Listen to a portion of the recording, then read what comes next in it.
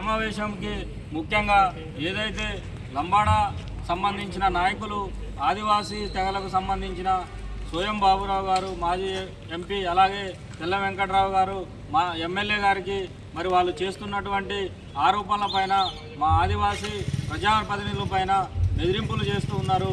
మరి ఈరోజు మేము అందరం కూడా ఆదివాసులం ఇక్కడ ఏకతాటిపై వచ్చి ఈ భద్రాద్రి కొత్తగూడెం జిల్లాలో మా ఆదివాసీల పైన ఒక నియోజకవర్గంలో ర్యాలీలు కానీ జిల్లా కేంద్రంలో ఒక ర్యాలీలు కానీ ధర్నాలు కానీ ఏర్పాటు చేయాల్సిన అవసరం ఉందని చెప్పేసి ఈ సందర్భంగా తెలియజేస్తూ ఉన్నాం. అలాగే మా నాయకులను దూషించడం, మా నాయకుల పైన మరి ఇదే విపరీతంగా మరి భూషణలు మాట్లాడుతూ చేస్తున్నటువంటి ఏదైతే ఈ అభాండాలు వేస్తున్నారో వాటిని మేము తీవ్రంగా ఖండిస్తూ ఉన్నాం.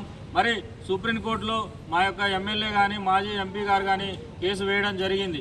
మీకు ఏదైనా ఉంటే, మీకు సంబంధించిన విషయాలు ఏదైనా ఉంటే కేసులో అక్కడ మీరు ప్రొడ్యూస్ చేయాలి తప్ప ఇక్కడ మా నాయకులను బెదిరించో లేకపోతే మా జనాభాను మరి మేము ఎక్కువ ఉన్నా ఏమైనా చేయగలమనే ఒక ఆలోచనతో మాత్రం చేస్తే ఈ యొక్క ఆదివాసీ సమాజం చూస్తూ ఊరుకోదని చెప్పేసి ఈ సందర్భంగా లంబాడి నాయకులకు నేను తెలియజేస్తా ఉన్నా.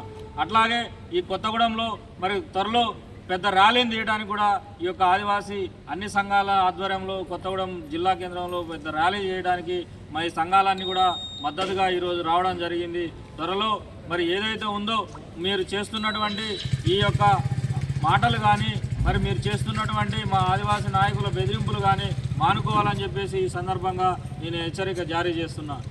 జై ఆదివాసీ, జై ఆదివాసీ. రాదన్న మాట్లాడు.